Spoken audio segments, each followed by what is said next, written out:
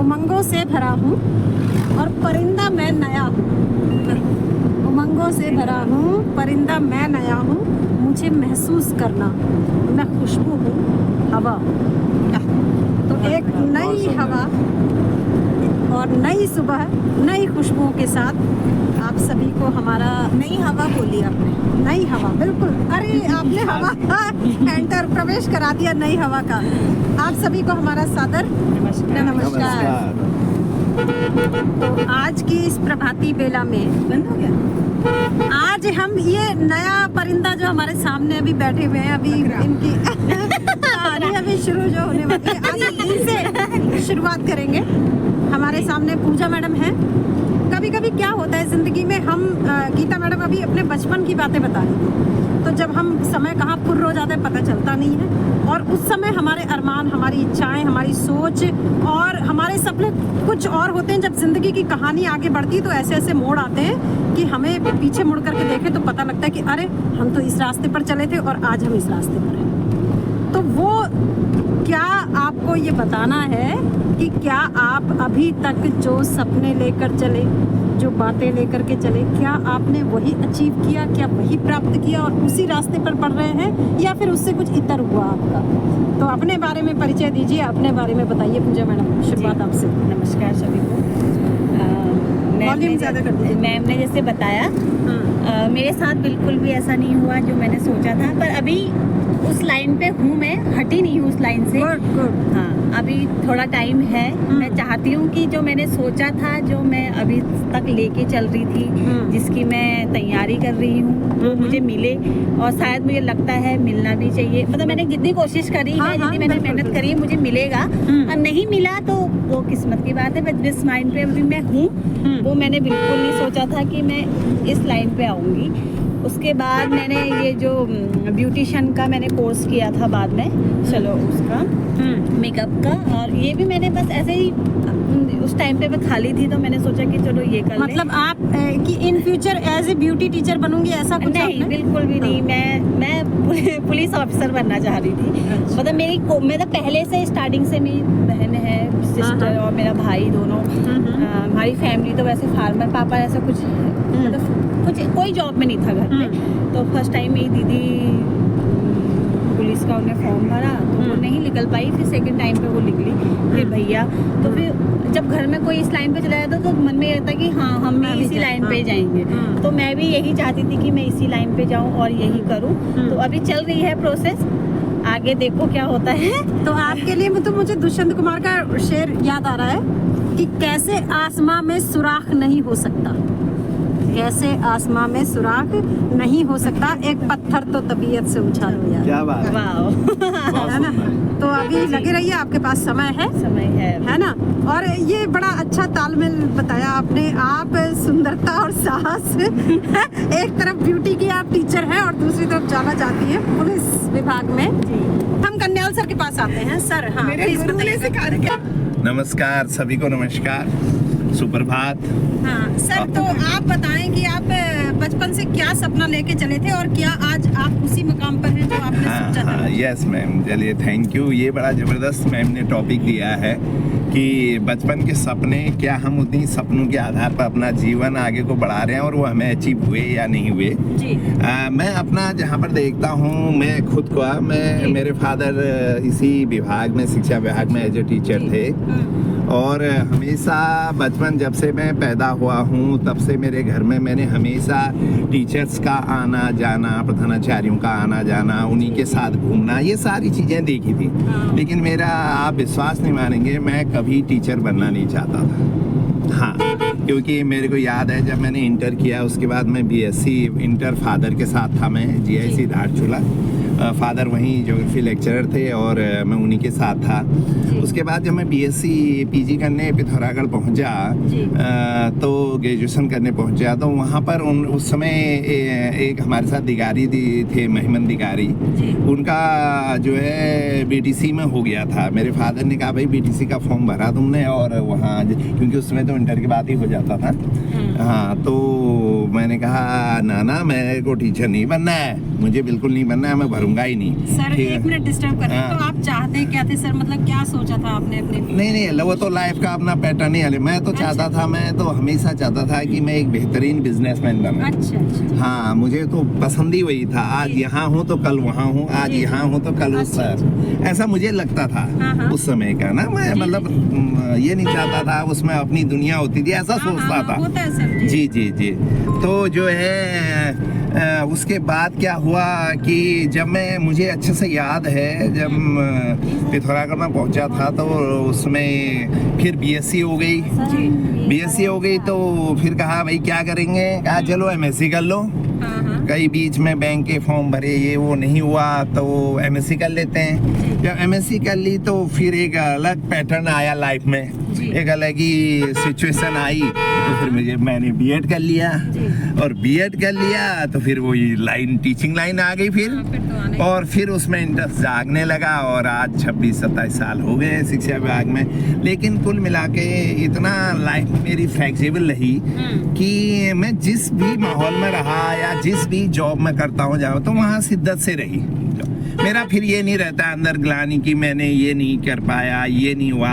और साथ साथ में मैं अपने इंटरेस्ट को कभी कभी भुना लेता हूँ। जो इंटरेस्ट होता है जिस फील्ड में ना, वो कर लेता हूँ। तो वो अपना लाइफ का ऐसा नहीं है कि जी मेरे को ये नहीं मिला तो मैं बड़ा दुखी रहा, ऐसा नहीं है। लाइफ में कोई भी प्रोफेशन हमें ऊपर वाला जब देता है तो हम उसे बखूबी निभाते हैं और अच्छा रहता है, ऐसा कुछ नहीं है। बहुत से लोग मैंने देखे, मैं तो ये चाहता नहीं था, मैं तो गलती से यहाँ आ गया, मैं पीछे पड़े रहते। आप हर बार उनके मुंह से सुनते होंगे, मैं तो ये चीजें चाह ही नहीं रहा था, मुझे तो बस ये मिल गया। ऐसा नहीं है, जो मिला है वो तो हमेशा एक्सेप्ट हमने किया है और उसमें मजा लिया है, आनंद लिया है, सबसे बड़ी बात है। एक सर सफल जीवन के गुण भी यही है, वो एक शेर है ना कि मैं हूँ उसी में राजी जिसमें तेरी रजा है। वाह, क्या बात है। कभी कभी हम अपनी रजा चलाना चाहते हैं, अपनी मर्जी चलाना चाहते हैं, लेकिन परिस्थितियां ऐसा घूम जाती है, मोड़ ले आती है कि हमें नियति के आधार पर चलना पड़ता है।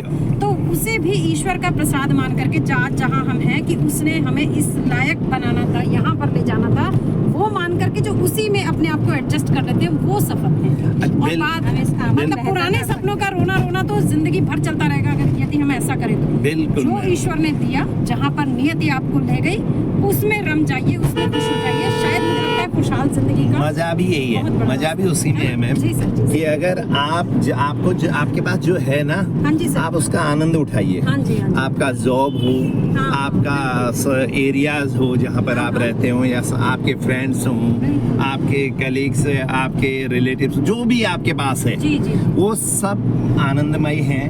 उसका आनंद आप उठाइए। वो चीजें तो जो गई सो बात गई, गई सो बात गई, उस पर बहुत रोना नहीं है। बस कभी जिगर आ गया तो थोड़ा सा मन करता है कि हाँ यार ऐसा था, बट जो गया वो सो गया। और जो होना है बस उस पे बातें हैं कि जो चल रहा है और जो होगा। बिल्कुल। और जिसका इतना मैंने जरूर देखा है कि जिस पे कहते हैं कि जिसका प्रेजेंट अच्छा उसका फ्यूचर अच्छा।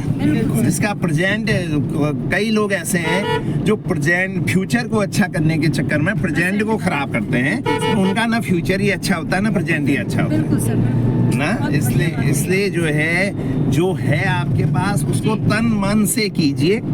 उसी में बरकत भी है, उसी में आनंद भी है जीवन का, सब कुछ उसी में है। तो थैंक यू मैम, बड़ा अच्छा टॉपिक आपने रखा था। Thank you sir. ये सर इसको टमटा सर की ओर ले चलिए, और हाँ ये सर बताएंगे कि इन्होंने क्या सोचा था और आज कहाँ पर है सर। सभी को नमस्कार, थैंक यू मैम। वही जो कन्याल सर ने कहा, सेम वही बात, मैं भी टीचर नहीं बनना चाहता जी। और मैं एक बार मेरा बीएड में हुआ तो मैंने बीएड किया भी नहीं, घर से डांट भी मिली, कर तो ले तू बनना मत टीचर, लेकिन कर तो ले, तो नहीं किया मैंने। उसके बाद 3 साल बाद फिर दोबारा किया। बिल्कुल, नियति को तो वही मंजूर था। तो सर हाँ बिल्कुल, मैं भी यही चाहता था कि अपना काम मुझे ज्यादा पसंद था, मतलब आदमी जो है अपना काम। हाँ अपना। मैंने बल्कि 6 महीने का एंटरप्रेन्योरशिप का एक वर्कशॉप भी की है। और लेकिन फिर ऐसे जो एटमॉस्फेयर जो है या माहौल इस टाइप का नहीं बन पाया कि अल्टीमेटली अल्टीमेटली वही टीचिंग में मेरे घर में भी सभी पेरेंट्स लोग ये इसी डिपार्टमेंट में थे, तो पहले से हम ज़्यादा इंटरेस्टेड इसलिए भी नहीं थे।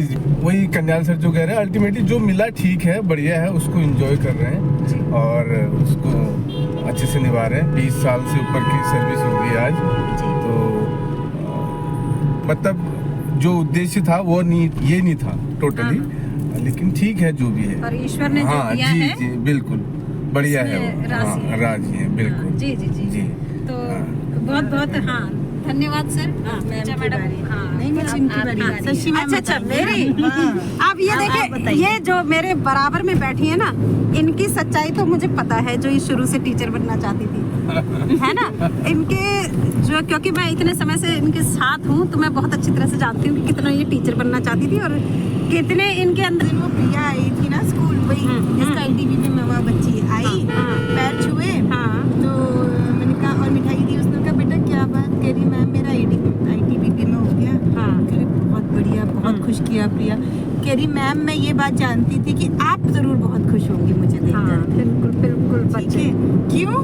क्योंकि वो बात सही है भाई, एक लाइफ का ना एक पूरा टाइम, मतलब एक पीरियड पूरा दिया एक चीज के लिए कि मुझे तो भाई आर्मी ही ज्वाइन करनी है। बिल्कुल बिल्कुल ठीक है, फिर ऊपर वाले ने कहा टीचिंग में जाओ। तो ये देखिए, नई राह बनाई मैंने।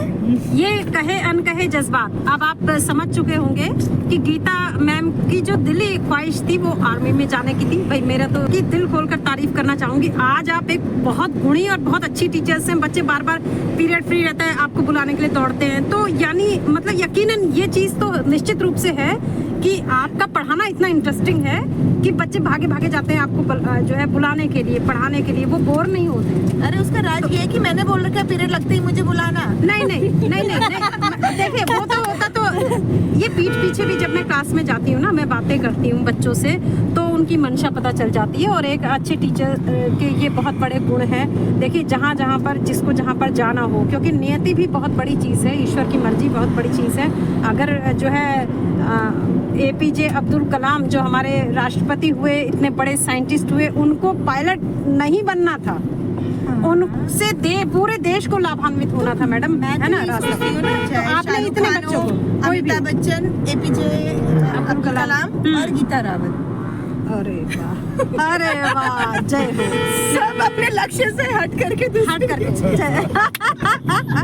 तो अब देखिए मेरी बात यह है कि जैसा इन्होंने कहा था, अब मेरी लाइन टीचिंग की ही थी, क्योंकि आप जब मुझे सुनते होंगे, अगर आप सामने भी सुने, तो मैं हिंदी मेरा प्रिय विषय है और मुझे अच्छा लगता है। इवन मैं गाने भी एक्सप्लेन करना चाहती हूँ और इन लोगों का जो है साथ वालों का दिमाग नहीं छोड़ती है इसको लेकर के। नॉलेज मतलब चीजों में, मतलब ये शेरो शायरी बोलिए या हिंदी साहित्य में बोलिए जी, ऐसा वाला था पहले, अब ऐसा वाला हो गया है। तो वो यहाँ से यहाँ पहुँचने में कहीं ना कहीं मतलब हाथ नहीं बना रही, जीरो बना रही है, जीरो।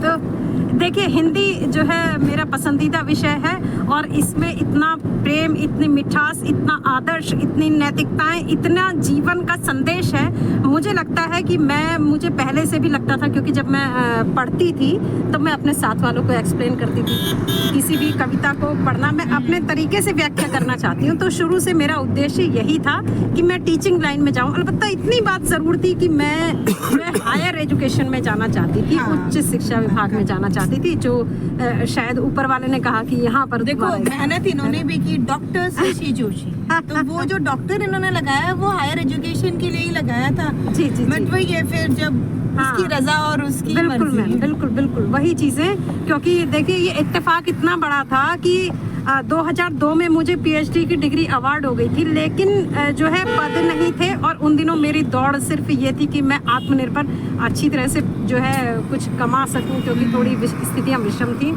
और पद कब निकले, मैंने हमेशा प्रेफर किया कि मुझे सरकारी नौकरी मिल जाए, इसलिए यहाँ पर मिला। और इत्तेफाक देखिए 2007 में जब मैंने यहाँ ज्वाइन किया उसी समय वो भी आए, संविदा पर पद आए, मैंने वहाँ नहीं किया क्योंकि मैं सरकारी नौकरी चाहती थी और बाद में वो सब कंफर्म हो गए थे, है ना। तो ईश्वर ने जहाँ बिठाना, मैं यहाँ भी आज जो है बहुत संतुष्ट हूँ। और दूसरी चीज़ मेरा शौक है लिखना, वो भी बचपन से ही था आदत कि जब मुझे मतलब लगता था कि ये लिखते हैं मैं भी लिख सकती हूँ और अंदर कुछ ऐसा है कि जो कह सकती हूँ, तो वो भी बदस्तूर जारी है।